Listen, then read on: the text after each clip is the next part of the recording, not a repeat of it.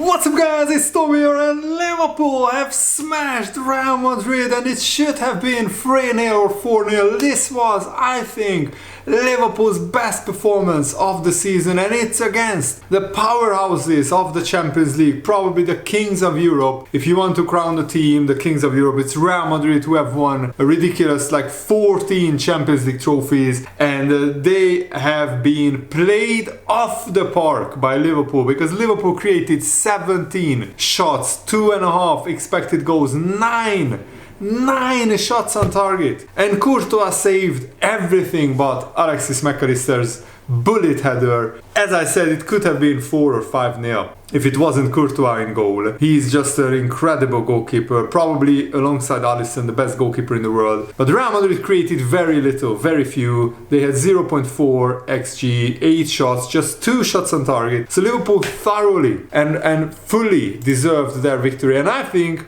right now, this is Liverpool's best lineup in terms of players in form and also the formation and everything. It works really, really well. It's because it's similar to last season's team, only that Ekitike plays up front, Florian Wirtz played off the left, and I think that that position suits him and he can interchange with Szoboszlai sometimes. But I thought Wirtz, Szoboszlai and even Salah were all sensational in this game, and even Ekitike was very unlucky not to score. And I think Robertson has found a new lease of life at the moment, because Kerkez didn't start the season well and he didn't begin his Liverpool career quite well. He has been pretty inconsistent. I think the best pick right now for the left back position is Robertson, because he's like a steady hand. And he has been very, very good, much better than last season. Last season Robertson didn't have a good season. I think even he would admit that. I thought Conor Bradley was absolutely stupendous. He just pocketed Vinicius Junior, who is one of the best left wingers in the world, and yet he couldn't get past Conor Bradley. He was absolutely terrific, well played, and Mamardashvili also was pretty good. So the whole Liverpool team really played well, and it was mostly one-way traffic throughout the first half and the second half. Even though Real Madrid had a lot of possession, they didn't do much with it. Because Liverpool didn't really press them that high, they couldn't really play around the press. And also because Liverpool sometimes defended pretty deep, which was, I think, a smart tactic by Arne. Real Madrid didn't have space and time to counter-attack, and when you don't give Real Madrid space, they can struggle, even with Mbappe and Vinicius Junior and Bellingham in the team. They had some flashes and Mbappe had some chances. Thankfully, he didn't have his scoring boots on, and MacAllister also was probably the man of the match. He scores in back-to-back seasons, back-to-back winning goals against Real Madrid. Last season when Liverpool beat Real Madrid 2-0, MacAllister scored the first goal, and this season he scores the only goal, and it was from a Szoboszlai free kick. But Liverpool, honestly, when MacAllister scored, before that I thought we will never score. It was quite similar to the Champions League finalists in 2022, which is still hurts if you think about it. That Liverpool penetrated Real Madrid's defense. We had chance after chance, shot after shot, and Courtois just saved everything. And this game had that feeling that, Courtois will save everything and then Real Madrid will score their only big chance. But thankfully that didn't happen. Thankfully it was Liverpool who scored. But first half, Szoboszlai had a one-on-one with Courtois after Florian Wirtz brilliantly squares the ball to him, and Courtois makes a super even save. Szoboszlai had 2 more shots from distance, from the edge of the box, which Courtois saved brilliantly. And in the second half, Konate, Van Dijk, Ekitike all had headers, either saved by Courtois or just narrowly missing the post, missing the goal. In the first 5 minutes of the second half, Liverpool could have scored 3 goals from corners. Finally, our threat from set pieces, it looks like it is back. And then from a free kick which Bellingham gave away after clattering into, I think it was Ekitike, Szoboszlai whips in a free kick and MacAllister scores a bullet header into the roof of the net. Courtois had no chance finally. And also Liverpool had a controversial penalty not given to them, because the referee gives a free kick after, I think it was Tchouaméni who blocks the shot on the line, on the 16-yard or 18-yard line, sorry. And the referee thought that's a handball, but it's outside the box. It was inside the box, but then the referee came out to see with VAR, to see the monitor, and they decide it's not a handball. I mean, the Tchouaméni's hand, I think it was Tchouaméni and not Camavinga, I always mix up these players. Tchouaméni's hand, I think, was not in the body's silhouette. Wasn't in a natural position. I think he made his body bigger. Even the commentators said that it should be a penalty. It would have been a little bit harsh, maybe, but still, the handball rule says that if you make your body bigger, it's a penalty. You can't block the ball with your hand. But then the referee decided, with VAR, consulting with the VAR referee, that it's not a penalty, even though they judged that the hand was inside the box when the ball hit the hand. I don't understand the handball rule anymore, and honestly, I think Liverpool should have had a penalty. Thankfully, it didn't matter because MacAllister scored that header, but even after that, Liverpool had some chances. Liverpool created so many chances. We had 4 big chances, 9 shots on target.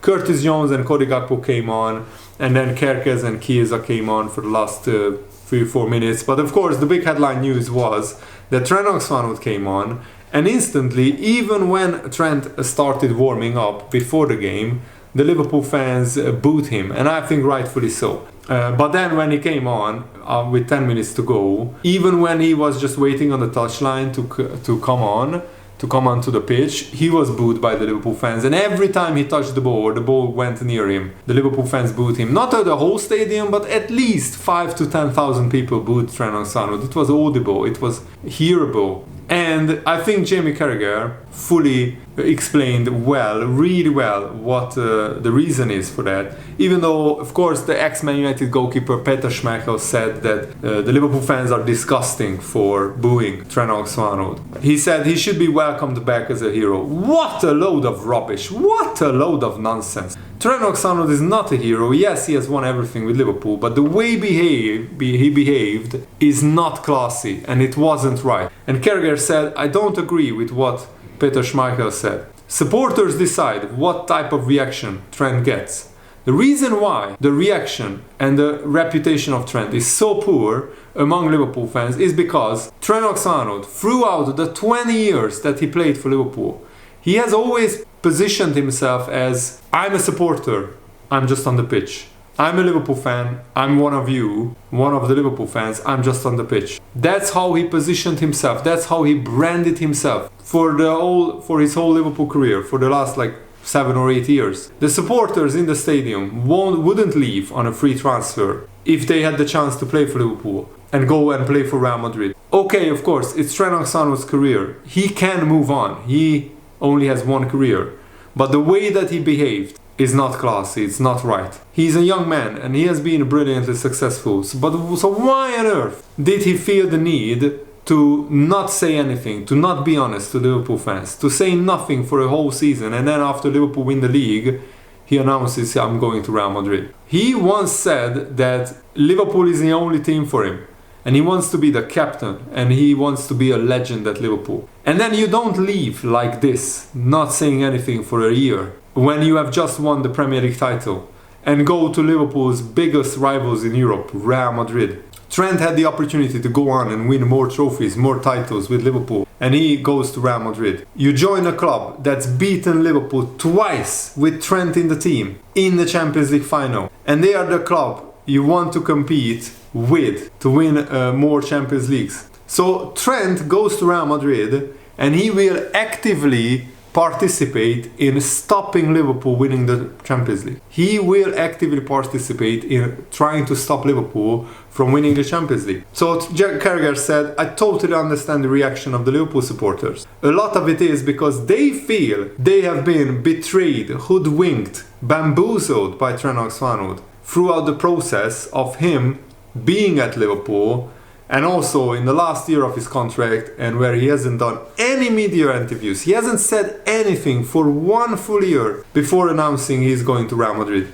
Also, why on earth did he sign a 4-year contract when he was just 21 years old? Normally 21-year-old players who want to stay at the club all their lives sign at least 5, but some of them sign even 6-year contracts. And Trent, when he was 21, when he signed his new contract, he said he wants to stay at Liverpool all his life. He wants to retire at Liverpool. He wants to be a Liverpool legend. He wants to be like Steven Gerrard, Why did he sign a 4-year contract then? That's the big question. And of course there was talk around him and Salah and Van Dijk. But Salah and Van Dijk constantly came out every month in the press saying they want to stay at Liverpool. Trent Alexander-Arnold was just very silent on the issue. And that's where the frustration comes from, I think, for the Liverpool fans. And I think it has been totally justified. I think it all will depend how successful he is at Real Madrid, how he will be looked at by Liverpool fans, because if he wins Champions Leagues while Liverpool don't win Champions Leagues at Real Madrid, then he will be hated maybe even more. But because if Trent Alexander-Arnold doesn't win a lot of trophies with Real Madrid, then probably when he comes back to Liverpool after he retires and lives in Liverpool, then I don't think a lot of Liverpool fans will be that angry about him, to him. They won't show any anger or much anger. But if he wins Champions Leagues while Liverpool don't win Champions Leagues in the next 5 years, then I think that will sting to a lot of Liverpool fans. At least that's just my opinion. Let me know yours, and I cannot wait for the weekend. Man City Liverpool, what a blockbuster game. After Liverpool playing really well against Aston Villa, playing even better against Real Madrid, I'm really looking forward to it. It will be probably the biggest and most difficult Premier League game apart from Arsenal Liverpool in Liverpool's season. But if Liverpool could win at the Etihad, what a statement that would be. And we could claw back some points that Liverpool already lost, because not many teams will win at the Etihad against Man City. So I'm really looking forward to it. And at least Man City will have one less day of rest, because they play tonight against Borussia Dortmund at home as well. So not much traveling for Liverpool or Man City to do, but the Man City Liverpool game on Sunday will be an epic one. I'm really looking forward to it. Thanks for watching, guys. Hope you enjoyed this. Have a lovely day. See you later. Goodbye.